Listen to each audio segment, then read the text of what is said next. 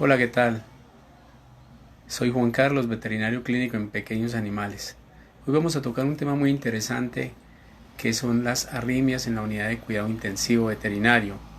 Pero vamos a comenzar por partes. Hoy vamos a hablar sobre las arritmias supraventriculares. En las unidades de cuidado intensivo veterinario es muy importante el conocimiento del manejo de todos los medios de diagnóstico, los aparatos que se utilizan y el conocimiento de la parte cardiovascular en este caso.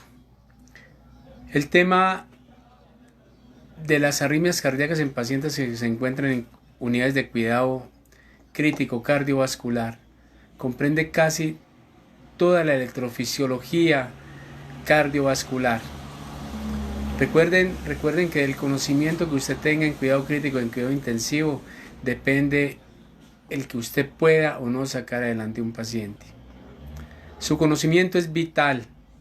Si se tiene en cuenta que las diferentes anomalías implicadas ponen al médico veterinario en prueba de múltiples conocimientos y al paciente con riesgo de complicaciones que pueden ser fatales y que requiere frecuentemente de rápidas y acertadas decisiones. Por lo tanto, se hace necesario el conocimiento de la fisiología, la fisiopatología cardiovascular, sino que también se requiere de que el médico veterinario tenga destrezas y habilidades para la manipulación de dispositivos o para la realización de procedimientos. El conocimiento que el médico veterinario debe tener acerca de fármacos y del análisis electrocardiográfico es igualmente esencial, complementario en el manejo de las diferentes situaciones, conocer del manejo del ecógrafo, el ecógrafo con Doppler, pulsado continuo a color y de otros medios de diagnóstico en la parte cardiovascular.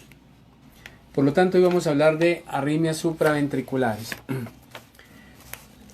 En relación con las arritmias supraventriculares, la mayoría ocurren también por la reentrada, al igual que en las arritmias ventriculares. Estas pueden ser micro o de macro reentrada. El sustrato arritmogénico está determinado por el tipo de arritmia, pero en general pueden ser funcional o estructural. Ese ejemplo de micro reentradas funcionales, la taquicardia reentrante de la unión aurículo-ventricular, que tiene 4 variedades, y de macro reentrada funcional y estructural. La taquicardia por movimiento circular ortodrómica o taquicardia reentrante aurículo-ventricular. En el caso del primer caso, que es la taquicardia reentrante de la unión aurículo-ventricular, la taquicardia ocurre por la presencia de características electrofisiológicas diferenciales a nivel de las conexiones de entrada al nódulo aurículo-ventricular. Esto es, ciertas fibras miocárdicas del atrio de la aurícula, en su conexión con el tejido especializado del nódulo aurículo-ventricular, presentan orientación, velocidad de conducción y pedidos refractarios diferentes. Adicionalmente, a dicho nivel se produce una propagación anisotrópica, es decir, que la velocidad de conducción longitudinal es mayor que la velocidad de conducción transversal. Todo esto favorece el bloqueo unidireccional de ciertos impulsos, la conducción transversal lenta y la reentrada al sitio previamente bloqueado. Por eso hablamos de una reentrada anisotrópica.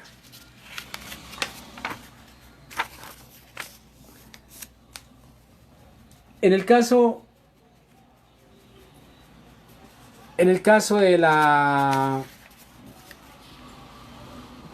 taquicardia con movimiento circular ortodrómica o TMC, una vía accesoria, anomalía congénita, que consiste en la persistencia de conexiones musculares entre los atrios y los ventrículos a diferentes niveles de los anillos atrioventriculares. Es el sustrato anatómico el que genera la reentrada. Cuando un impulso eléctrico generado en el nódulo sinosal o en las aurículas pasa a través del nódulo auriculoventricular, del haz de His y sus ramas, despolariza los ventrículos, pero salta nuevamente a la aurícula a través de esta conexión, despolarizándola y reentrando el nódulo auriculoventricular. Se denomina conducción ortodrómica. Lo contrario se denomina antidrómica.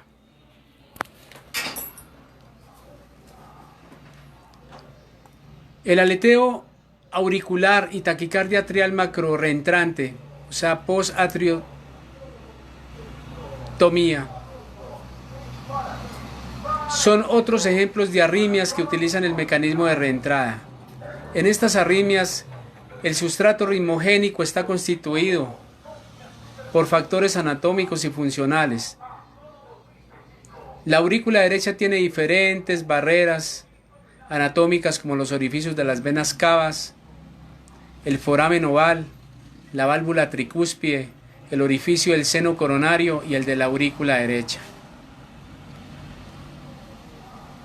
Además de esto, colegas, las células miocárdicas auriculares tienen diferentes propiedades de conducción y de refractariedad que están determinadas por factores como la edad, el incremento de la presión intraatrial de las aurículas, las enfermedades pulmonares.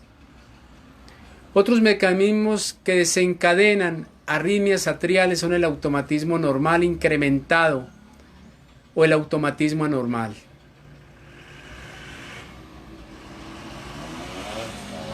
En estos casos, un grupo celular especializado o no presenta una pendiente despolarización incrementada posterior a la fase 4 del potencial de acción. Existe, por lo tanto, una tendencia a iniciar nuevos potenciales de manera automática al incrementarse la velocidad de despolarización y alcanzar más fácilmente el potencial umbral. Son ejemplos de este mecanismo la taquicardia sinosal inapropiada y la taquicardia del atrio de la aurícula automática. Por lo tanto, la fibrilación del atrio de la aurícula es una arritmia compleja que se presenta usualmente en cardiomiopatías estructurales, pero también en corazones aparentemente sanos. El sustrato arritmogénico en este caso puede ser multifactorial, al igual que para las otras arritmias atriales. Existen factores funcionales y estructurales en todo este proceso de patología cardiovascular. La fibrilación atrial está precedida de ectopías atriales o focos ectópicos o disparos de lactío repetidos, taquicardias atriales, reentradas auriculoventriculares o el nódulo y taquicardias multifocales. Es en este sentido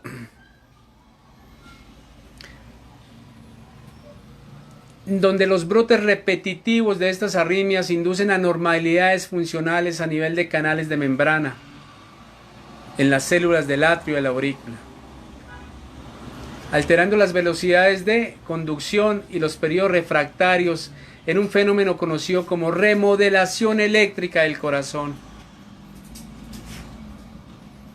Los cambios de presión intraatrial inducidos por regurgitación mitrotricúspide en pacientes con valvulopatías, fascia cardíaca, defectos congénitos como la comunicación intraatrial o la hipertensión pulmonar, pueden inducir cambios similares de remodelación eléctrica acompañados de remodelación anatómica. Este tipo de cambios puede observarse también en el proceso de envejecimiento natural del paciente, en el cual hay depósito de tejido colágeno, con pérdida de la uniformidad constitucional del tejido. alterando el acople intracelular, alterando las velocidades de conducción y alterando los periodos refractarios o produciendo pérdida de la elasticidad pulmonar.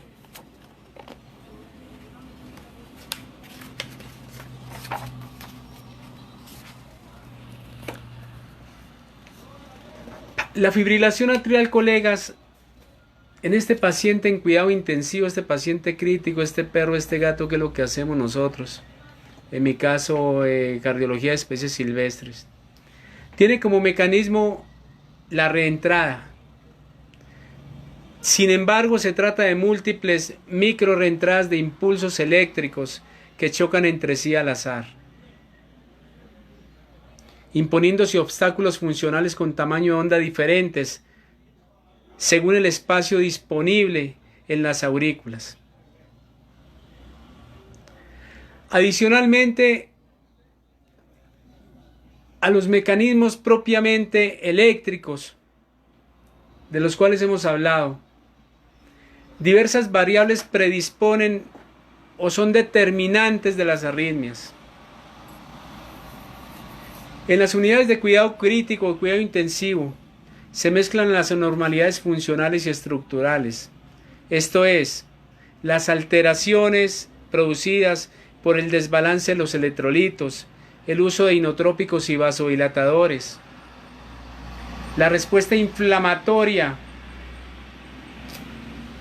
al trauma quirúrgico, las alteraciones relacionadas con la ventilación mecánica, la interacción de fármacos y el efecto tóxico de alguno de ellos. Hace muchos años, en el 2014 aproximadamente 2013, fundé la Sociedad Colombiana de Emergencias y Cuidados Críticos Veterinarios, COVES, junto con el doctor Julio Morales, junto con Juan Pablo Gómez Corzo. Un saludo muy efusivo para ellos. Llegamos a realizar 2 seminarios internacionales. La primera vez trajimos a ICBES Ecuador, trajimos al doctor Fernando Paredes, trajimos al doctor Javier Rodríguez y al doctor Julián Zúñiga.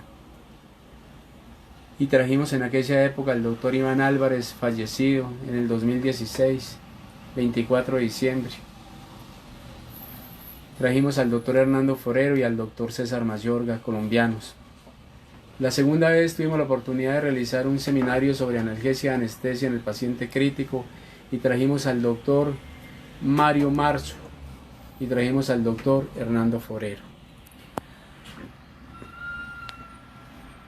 Hemos estado en charlas con el doctor Julio para reactivar COVES, que es la Sociedad Colombiana de Emergencias y Cuidados Críticos Veterinarios.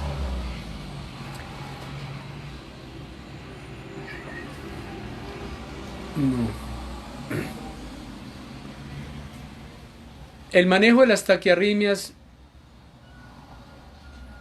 en la unidad de cuidado crítico implica, además del conocimiento de las causas o sustratos arritmogénicos, la integración de las variables que se mezclan en la génesis de la arritmia. No hay una receta única para su manejo, el cual se basa en la historia clínica comprendida en sus diferentes partes. En este contexto, son de fundamental importancia las preguntas relacionadas al dueño del paciente con las circunstancias en las que se presentó o no los eventos, su inicio, su terminación, el medio ambiente circundante para la mascota, las actividades desencadenantes, los síntomas asociados o signos a la duración probable de la signología de la sintomatología, la intensidad y la frecuencia, además de los antecedentes cardiovasculares previos como problemas cardiovasculares, tratamientos, comorbilidad asociada, predisposición genética, de raza,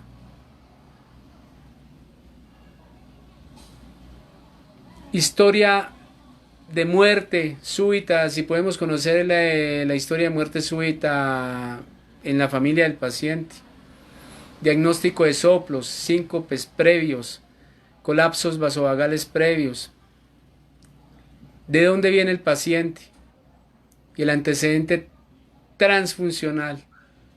Son preguntas frecuentemente olvidadas y que adquieren gran importancia, colegas, en nuestro medio,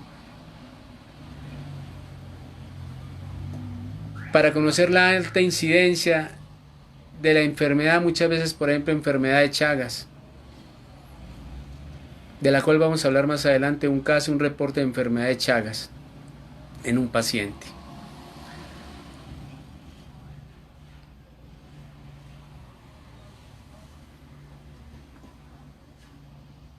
A veces puede ser importante el reporte de otras personas que nos pueden dar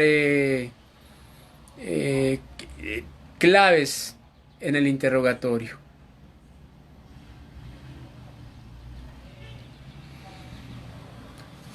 ¿Qué nos aporta el examen físico durante la arritmia en la unidad de cuidado intensivo?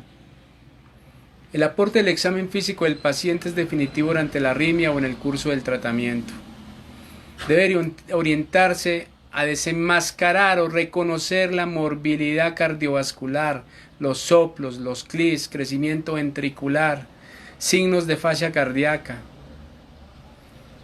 Durante la arritmia rara vez se practica por la prioridad que tiene estabilizar el cuadro hemodinámico del paciente.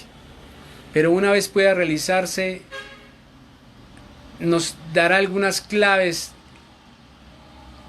que nos orientarán a la etiología de la fascia cardíaca. Las fluctuaciones de la tensión arterial, evaluables de manera no invasiva o invasiva, están más relacionadas con taquicardias ventriculares y con arritmias que exhiben conducción irregular como la fibrilación atrial. El pulso es siempre irregular en la fibrilación atrial, mientras que es regular en casi todas las demás, exceptuando el flíter auricular o taquicardias auriculares de conducción variable. La presencia de ondas en cañón a nivel del cuello se presentan en taquicardias ventriculares, mientras que pulsaciones en forma de salto regular y constante sugieren reentradas intranodales o signos de shock, signos de sapo, perdón. Los pacientes con flíter auricular exhiben ingurgitación yugular con fluctuaciones en el llenado o las ondas de aleteo y pueden experimentar pulsación o expansión del cuello. El primer ruido fluctuante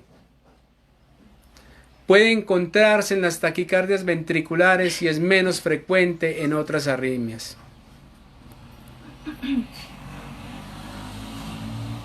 Colegas,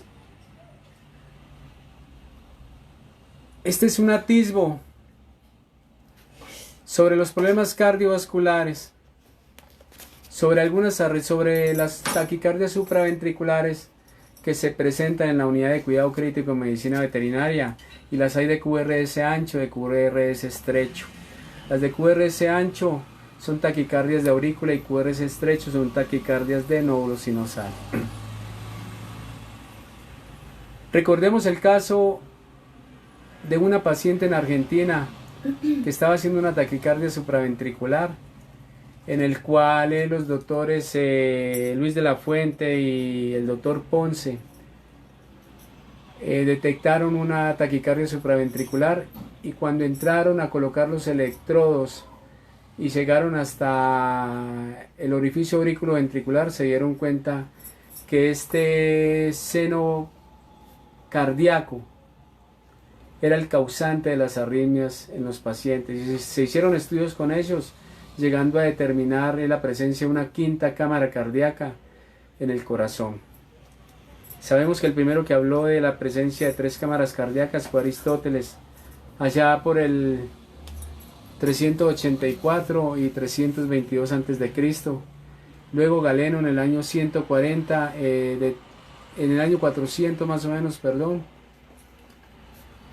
140, determinó la presencia de 2 cámaras cardíacas, y este visionario de la época del Renacimiento, el que descubrió la servilleta, el que le dio vida al helicóptero, Leonardo da Vinci, que era un hombre que manejaba 14, 16 áreas de la ciencia: médico, anatomista, músico, escritor, ingeniero, arquitecto, etc. Un saludo para el doctor Julio Morales, veterinario, que lo está viendo. Y determinó,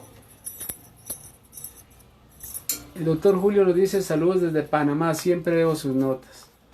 Doctor Julio, muchas gracias. Espero, doctor, que nos veamos en Armenia con el doctor Jiménez, como lo habíamos hablado, y que hablemos sobre las próximas charlas en medicina veterinaria en la parte cardiovascular. Ya hablé sobre COVES, doctor Julio, para que tengamos en cuenta e iniciemos de nuevo los programas de educación continua de COVES. Y descubrió Leonardo da Vinci la quinta cámara cardíaca. Determinó de que el seno cardíaco tenía la estructura de una cámara cardíaca, y que tenía endocardio y tenía miocardio y tenía epicardio, y que era una estructura de unos 3 milímetros de ancho aproximadamente a 7 milímetros de ancho y un poco de largo, perdón, y que tenía una válvula que se llamaba la válvula de Tevesio, y que esta válvula se encargaba de hacer las funciones de seno cardíaco y recibía la sangre de las coronarias, y que al hacer contacto en el orificio auriculoventricular y patológicamente con los ventrículos era el causante de las arritmias. Nosotros estamos haciendo un estudio con el doctor Jiménez sobre la presencia de la quinta cámara cardíaca en animales. Esto se hizo en humanos y estos médicos van para Premio Nobel de Medicina, si Dios quiere.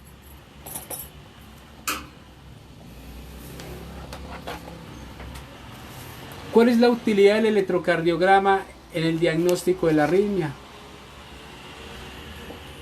La interpretación electrocardiográfica es parte del trípode, que es la historia clínica, examen físico y el electrocardiograma, en el cual se asientan el diagnóstico y el tratamiento. Si la taquicardia es de complejo ancho, debe aplicarse los algoritmos para el diagnóstico diferencial de las taquicardias QRS ancho. La aplicación de estos algoritmos debe realizarse en base en el electrocardiograma. Un electrocardiograma completo y no en la impresión de una tira electrocardiográfica de una onda derivada o en el visoscopio, si no se dispone de un electrocardiograma o cardioscopio. Se debe valorar como mínimo derivadas 2, 3 ABF, B1, B5 o B6. A pesar de lo anterior, el cardioscopio o visoscopio y una tira impresa pueden ser de utilidad para orientar el diagnóstico. El electrocardiograma basal del paciente debe analizarse con detenimiento en la búsqueda de claves que puedan explicar el evento arrítmico. También hay que mirar cuando el electrocardiograma marca un QRS estrecho, que generalmente es de nódulo sinusal. Asimismo debe compararse con el electrocardiograma durante y después del evento. Algunas claves diagnósticas del electrocardiograma pueden relacionarse y podemos ver muchos pautas y cuadros. Antes de cualquier tratamiento,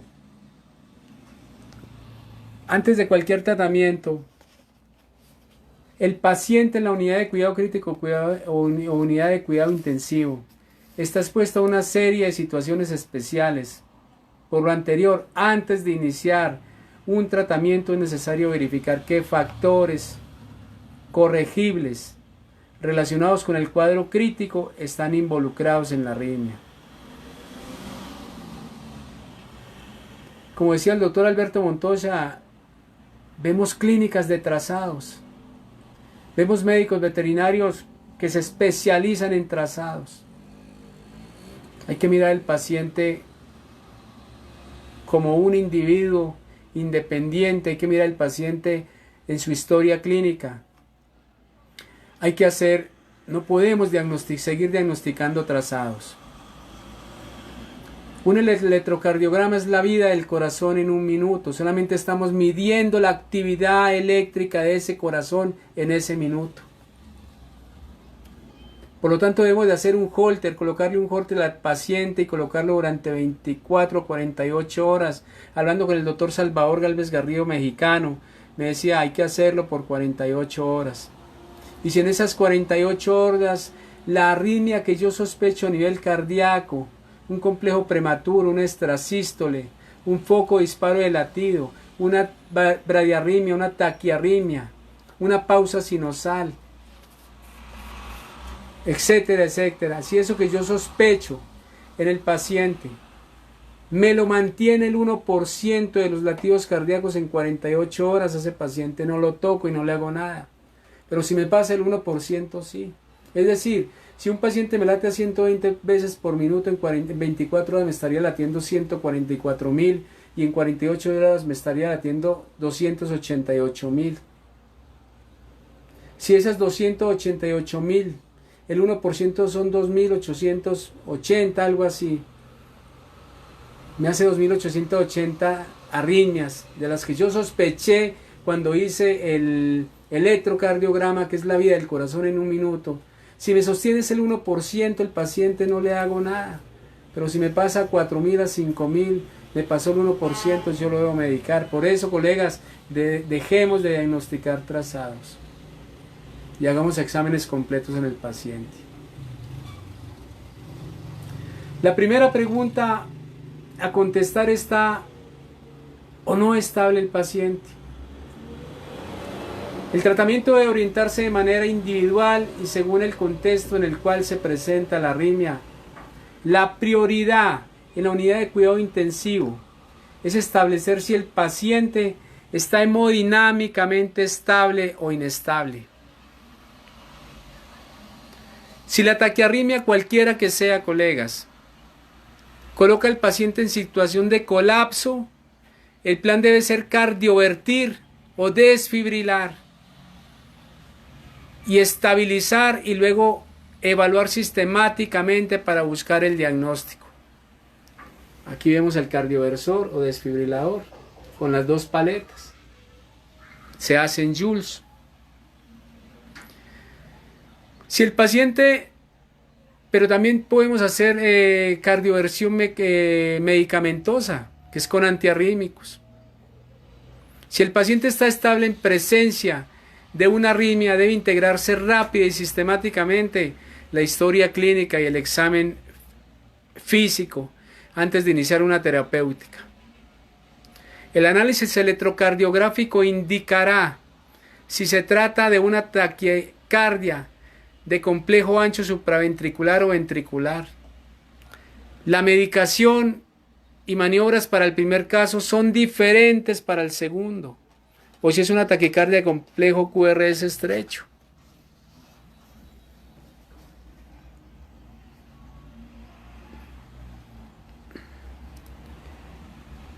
Por lo tanto, hay que tener certeza de cuál de los dos tipos de arritmia se trata. Resulta crítico no aplicar, en algunos pacientes, no aplicar un antiarrítmico. Colegas, recuerden, el verapamilo, que es un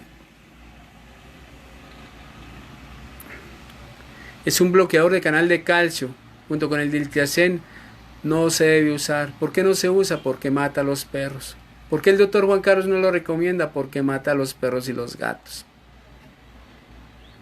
Anteriormente y en otros se utilizaba verapamilo porque bajaba la presión arterial y bajaba la taquicardia, pero no se debe usar. Hay otras drogas mucho mejores para utilizar en medicina veterinaria. Por lo tanto, no nos debemos de meter en el bolsillo del dueño del paciente. Hay que formular lo que nuestros conocimientos nos dicen que es lo mejor para el paciente y crea menos efectos colaterales.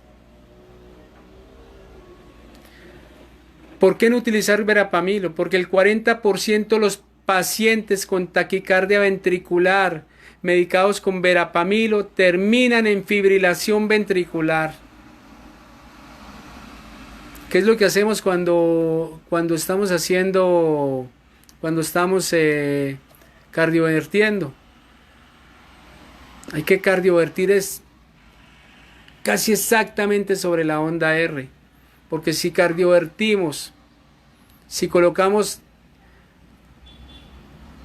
las paletas del ápice y el esternón sobre la onda T, podemos provocar una fibrilación ventricular y entrar en una asistolia del paciente y una parada cardiorrespiratoria o un arresto cardíaco.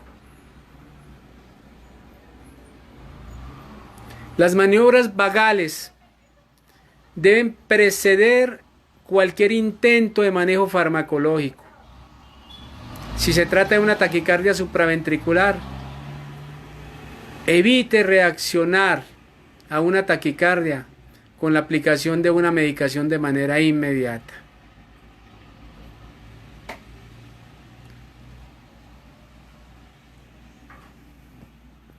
¿Cuál es el manejo de las taquicardias supraventriculares? Entonces, utilización de adenosina. La medicación de elección en las taquicardias supraventriculares, independientemente de si son complejo QRS ancho o normal, es la adenosina. Debe interrogarse previamente el antecedente de problemas broncorrespiratorios, de asma, en el paciente en cuyo caso está contraindicada.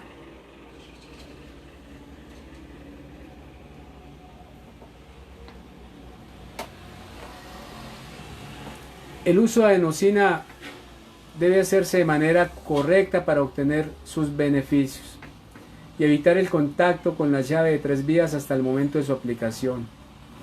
No envasarla en sistemas de infusión ni mezclarla con otras medicaciones, sin utilizar jeringas previamente expuestas a residuos de sangre del mismo paciente. Esta medicación es de muy rápida degradación y por ello debe aplicarse un bolo .15 miligramos por kilo o 2 ampollas de 6 miligramos cada una, sin diluir directamente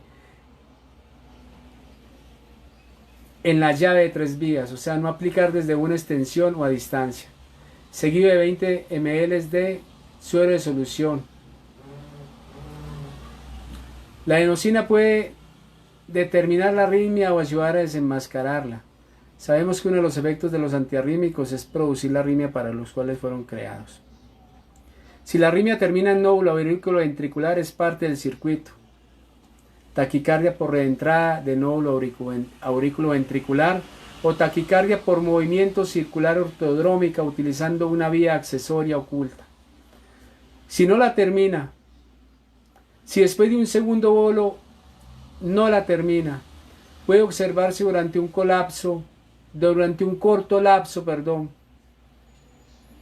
ondas P de taquicardia auricular u ondas F de aleteo auricular entre complejos QRS de la taquicardia, lo que ayuda al diagnóstico y a la selección de una nueva medicación. En ausencia de adenosina, colegas, algunos utilizan el verapamilo, a mí no me gusta, en bolos de 5 miligramos intravenosos, siempre y cuando haya certeza de que se trata de una taquiarritmia supraventricular. Hasta 10 miligramos intravenosos pueden aplicarse en bolos de 5 miligramos lentos de 3 a 5 minutos cada 15 minutos. Deben repetirse las maniobras vagales entre bolos de medicación. La procainamida, que es un bloqueador de canal de sodio, es la última alternativa para el manejo farmacológico en las arritmias supraventriculares, al igual que la lidocaína. Las dosis es de 10 miligramos por kilo intravenosa, sin pasar de 20 miligramos minuto. Previo bolo de suero de solución salina para evitar la hipotensión. Es una medicación de difícil consecución, pero muy efectiva. Es de las drogas más antiguas, pero excelente. puede diluirse en 100 ml de solución salina, quedando 10 ml por ml. Si ustedes buscan en mi página Juan Carlos Chica, van a ver charlas sobre tratamiento de arritmias y van a ver donde se habla sobre esto y en una medicación mucho más precisa. Si la arritmia no se controla, debe pensarse en cardioversión eléctrica y no contemporizar con la situación. El algoritmo del manejo para taquiarritmia supraventricular puede presentarse o lo vamos a hablar mucho más adelante. Frecuentemente se utilizan beta bloqueadores intravenosos o digital para el manejo de arritmias supraventriculares. Estas medicaciones pueden reducir la frecuencia de la arritmia a disminuir la pendiente de despolarización de las células automáticas del nódulo sinosal, o sea, taquicardia suprasinusal inapropiada, esas son las de complejo QRS estrecho, o taquicardias atriales automáticas, o al reducir la velocidad de conducción de las taquicardias que emplean el nódulo auriculoventricular pero no terminan la arritmia. Su principal utilidad radica en la reducción de la respuesta ventricular, especialmente en fibrilaciones atriales o como medicaciones sinérgicas de otros antiarrítmicos. La utilidad de los beta bloqueadores en el manejo en humanos, por ejemplo, el infarto agudo de miocardio, no admite discusión, y en animales, pues algunos colegas dirán de que no hay infarto agudo.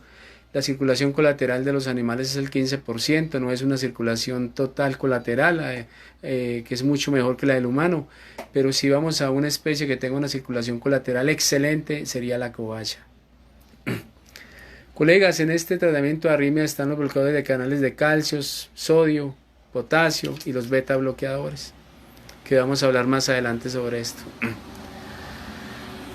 No siendo más, para todos los colegas, muchas gracias en esta su charla sobre cardiología. Y hoy, taquicardias supraventriculares en la unidad de cuidado intensivo en mascotas. Muchas gracias, les habló el doctor Juan Carlos Chica, soy clínico con orientación en cardiología, medicina interna, cuidado crítico, especies silvestres.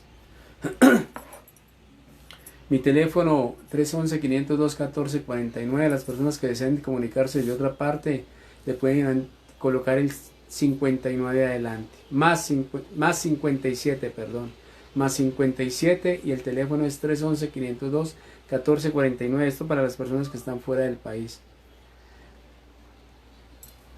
Mi consultorio Sovía Medicina Veterinaria, ubicado en la ciudad de Manizales, Caldas, Colombia.